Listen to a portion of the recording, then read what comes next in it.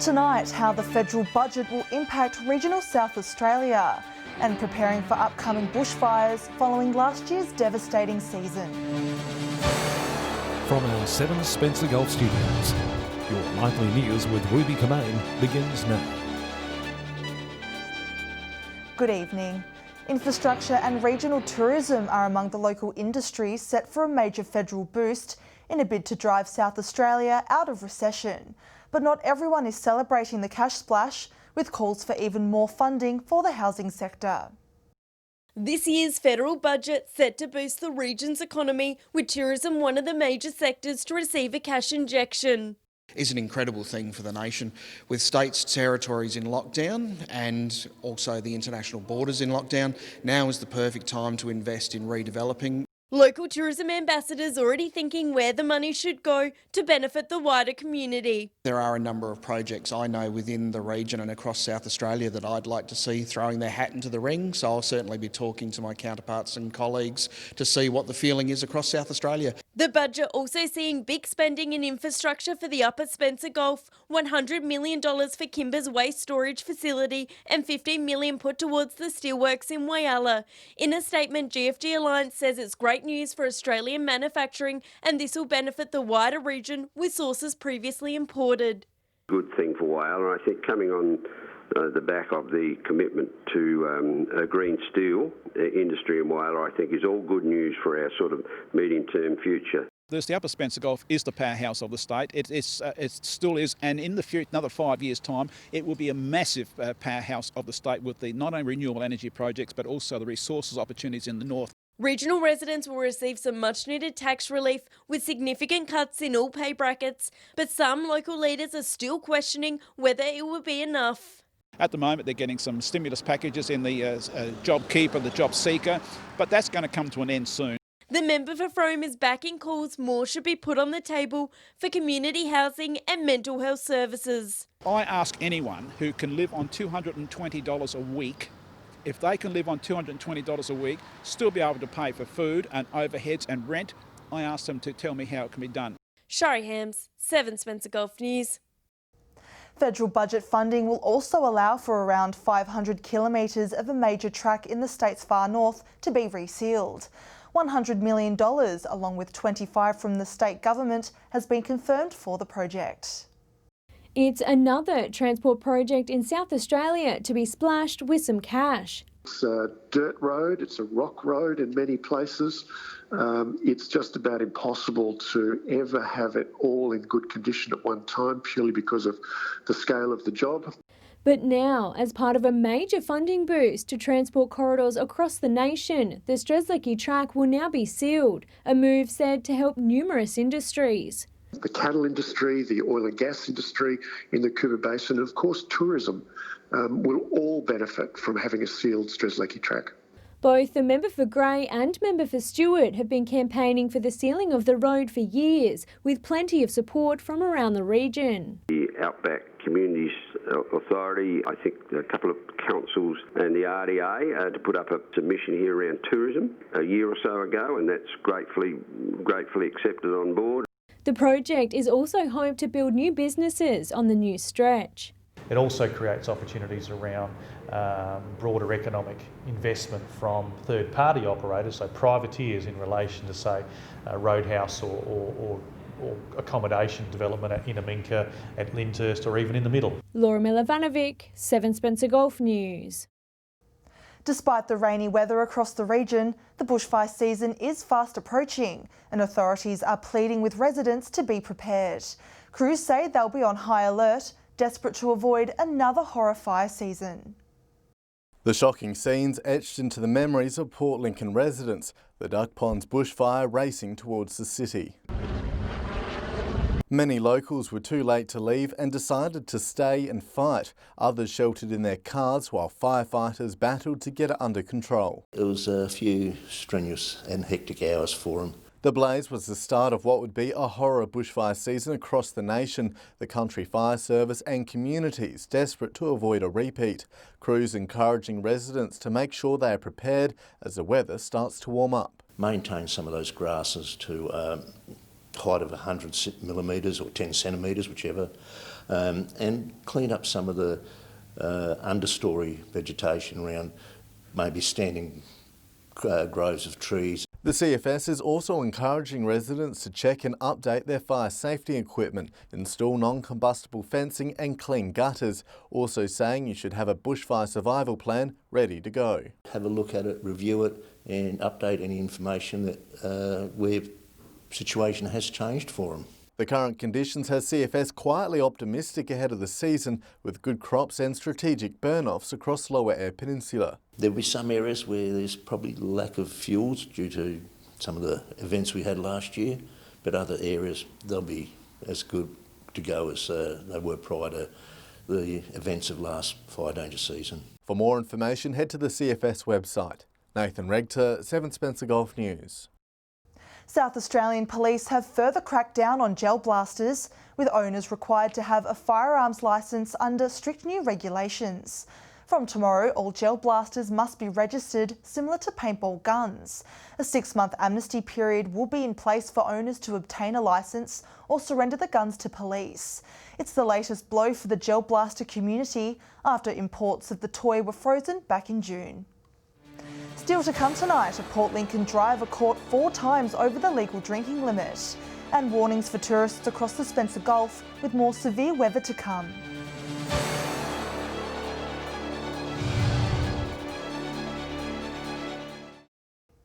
Welcome back. The nuclear waste facility set for Kimber has been granted more than $100 million. However, there's still uncertainty over the chosen site, with Labor indicating they still will not support the bill in its entirety. It will be a state-of-the-art facility once it's built, with the government handing out more than $100 million to help it come to fruition. The establishment of the facility, the land has to be paid for, and then the planning procedures have to get underway, and then start the engineering works. But there's still worries for the location of the controversial site. Labor have indicated that they wish to remove the schedule in the bill that selects the site. It means that the bill will likely go through, but without actually selecting the site, which means the minister will have to do so. News not welcomed by the member for Grey. Really disappointed the Labor Party has broken off from this process that they supported for the last 5 years. This all started back under Paul Keating 40 years ago, and they were unable to find a solution in their time in government, either time in government. It seems as though history may be repeating itself, with the process still ongoing without a clear finish ahead. This may well take another year or two for the courts to deal with it, assuming an appeal is lodged. In my view, there's quite a high likelihood that the decision will be overturned and the process will have to recommence from scratch. Laura Milovanovic, 7 Spencer Golf News. A Port Lincoln man has lost his licence on the spot after allegedly blowing more than 4 times the legal blood alcohol limit. Patrol stopped a white Toyota Ute on the Flinders Highway just after 10:30 last night. A 40-year-old male driver is accused of blowing 0.204. He was issued with a 12-month loss of licence and is expected to appear in the Port Lincoln Magistrates Court at a later date. Broken Hill enjoyed some good rainfall today, which has sparked a warning from the city's police. They're reminding local and visiting drivers they risk a $1,100 fine if they attempt to cross a closed road. Officers say they have received multiple calls from bogged motorists. That's not our role, because our role is to, if there's an emergency or something else, yes, we'll do something, we'll rescue operations. But the problem is they just expect to be towed out, which we can't do because it puts our staff at risk. Drivers are told to wait for the road to be reopened before continuing their trip. And with parts of the region hit with heavy rain today, local emergency crews were out in full force preparing for severe weather. Authorities are now warning tourists to stay alert and avoid camping next to creek beds. No time to waste for these state emergency service officers who are well prepared for wild weather. Yeah, so we had advice from the Bureau yesterday that up to 50 mils of rain would be experienced in the Flinders, northeast pastoral and mid-north areas. Residents warned by the Bureau of Meteorology to pack an umbrella and buckle in. This poses a risk of flash flooding, and this hazard may affect anyone in the area, including tourists travelling through. Emergency crews are now warning school holiday campers to pack up if they're set up near a creek bed with fears of flooding. So it may be that they'll set up camp in a nice dry area, but over the night with the rain, we can see that creek rise. And the rain doesn't have to be where they are for that creek to rise, so that can catch a lot of people out, unfortunately. Authorities are urging travellers to stay updated with the latest weather warnings, but it's not all bad news with clear skies predicted for the weekend. Generally dry conditions are expected around South Australia, and as we get into early next week, we're expecting warming temperatures and mostly sunny conditions. SES volunteers now preparing for a busy month ahead. October in particular is going to be wetter than average. How much extra rain that gives us, we're not sure yet, but we are prepared for a wetter than average season. Shari Hams, 7 Spencer Golf News. After the break, Port Lincoln's Mill Cottage Museum opens, and retired locals urged to get active and out of the house for Probus Day.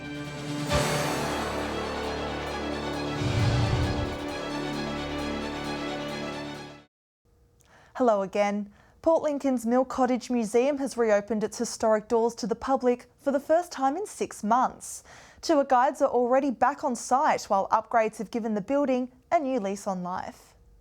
Tucked away in the heart of Port Lincoln, a cottage stuck in time, preserving the city's rich history. People coming to visit will see a snapshot of what life might have been like during Victorian and Edwardian times. The building dates back to 1866 and is one of the few remaining cottages from the first European settlers, the home built for Joseph Bishop, where he raised 6 children. There's quite a lot of interest for different people here.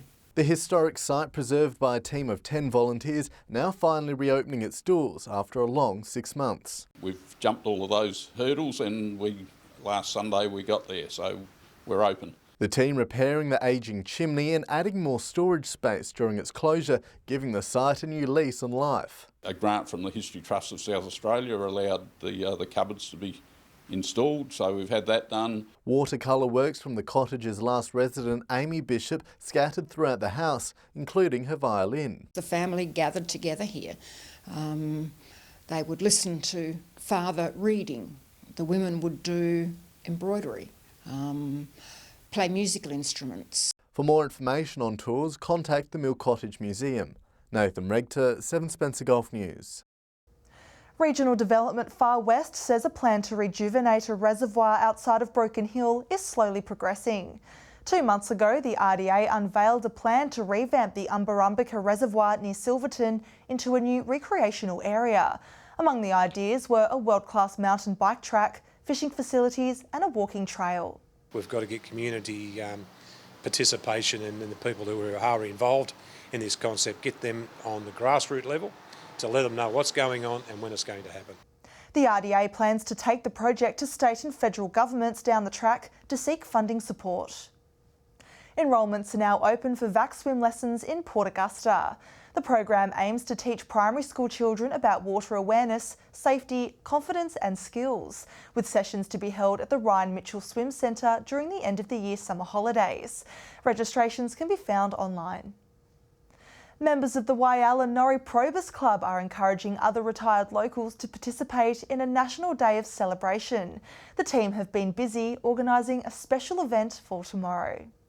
Tomorrow marks a special yearly occasion for Probus members. The planned morning tea, a chance for locals no longer working to get out of the house and socialise. We're having our inaugural Probus Day, which was developed or approved by the Pacific region of Probus clubs to be on the same day as the International Day for Older Australians. Running for almost 40 years, the Probus Club currently consists of around 30 members. Its president says events like this will hopefully boost club numbers. It'd be good to see a lot more people here, and we used to have 119 people in the club, but over the years people have gone away or passed on to the other side. So we're down a bit now. With the club's yearly tours on pause during the COVID-19 pandemic, members are looking forward to tomorrow's event. We usually travel down the York Eyre Peninsula for Christmas in July with Cleve mainly, but this year it was all because of the coronavirus that was at it. we couldn't do it. Tomorrow's morning tea is set to be held at Wyalla's Recreational Centre. It's a chance for active locals to have a swim or sit and enjoy a cup of coffee with company. If anyone wants to find out more about Probus, find out what we're about, how friendly we all are, they can come on down. There's even a special guest expected to attend. We have a celebrity in the form of the Deputy Mayor coming along. And if the weather permits, members encourage other interested locals to join them for lunch and a stroll around Wyalla's wetlands. For many community members already involved, it's a club which acts as a second family. I think it's about 12 years I've been in it, and it's just the camaraderie of it and the outings and everything we do. Sophia Contagonis, 7 Spencer Gulf News. Stay with us after the break. Patrick will bring you the latest petrol prices and we'll have the weather details with Britt.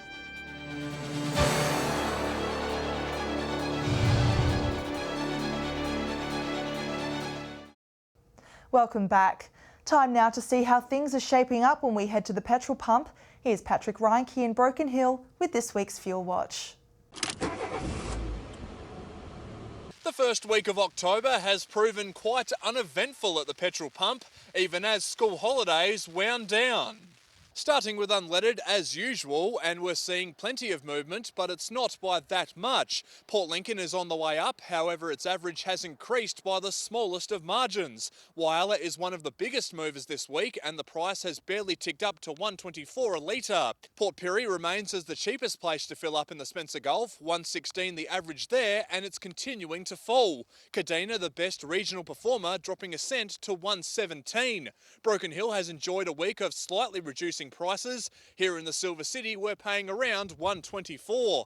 Adelaide is at the end of its cycle, the South Australian capital jumping to just $1.02 a litre, but expect that to jump back up in the 130s in the coming days. Turning over to diesel now, and hardly any movement to speak of. The only mover of the regional centres is Port Pirie. It was a small change though, still around $1.15 a litre. Adelaide doing very well, dropping by 2 cents to just $1.08. Whyalla and Kadina are both sitting at around $1.17. Port Augusta is a cent more than that. Port Lincoln is a cent less. Here in Broken Hill, we're paying the most of any place. The average not changing at all this week, $1.27. Finishing off with a quick look at Autogas, and it's been very quiet. Whyalla, the only city in the Gulf to decrease, 93 cents a litre, down from $1. Adelaide continuing to revel in amazingly low figures. The price is now hovering around just 64 cents. Whipping around to the other places, Port Lincoln is on 92, Port Augusta and Kadina both on 89, Broken Hill 83, and Port Pirie is on an even 80. Now remember that these prices are the regional averages and they do not reflect any one particular outlet. And if you do find a spot that does sell unleaded, auto gas or diesel for cheaper, be sure to let us know on our Facebook page. Now let's take a look at what's happening in the weather. Here's Britt. Thanks Ruby and good evening. It's been a cold, wet and almost wintry Wednesday, with Clare reaching a top of just 9 degrees today. Kadina and Cleve both 10. 11 degrees was the high at Woodner. It reached 13 at Port Augusta, Whyalla and Port Lincoln, 14 at Port Pirie and 16 at Broken Hill. Taking a look at today's skies, and from the satellite we can see extensive clouds streaming over southern and eastern SA, associated with a low trough and generating widespread rain, heaviest about the York Peninsula. But moving on now to the Gulf waters, southeasterly winds tomorrow at 15 to 20 knots, seas at 1 to 2 metres with south to southwesterly swells. It's looking to be a partly cloudy day and a little warmer too. Port Lincoln with a top of 18 degrees, Cleve 17, a top of 19 for Woodner. Whyalla and Port Augusta both with tops of 19 tomorrow, a possible early shower for Kadina, then fine and 18. Morning showers about the mid-north, but partly cloudy in the afternoon. Port Pirie 17, Clare 13, Broken Hill partly cloudy and 17 degrees. Looking ahead to the end of the week, sunny skies expected on Friday with a little bit of cloud over Broken Hill and Adelaide. Maximum temperatures sitting in the early to mid-20s. Saturday is looking mostly sunny across the region, maximums mostly in the late 20s but a bit cooler at Port Lincoln. And we can expect partly cloudy conditions on Sunday with temperatures ranging from the mid-20s to early 30s. And Ruby, that's the forecast. Wonderful, thanks for that, Britt. And that's the local news this Wednesday evening. Thanks for joining us. I'll have updates later. Until then, enjoy your evening. Good night.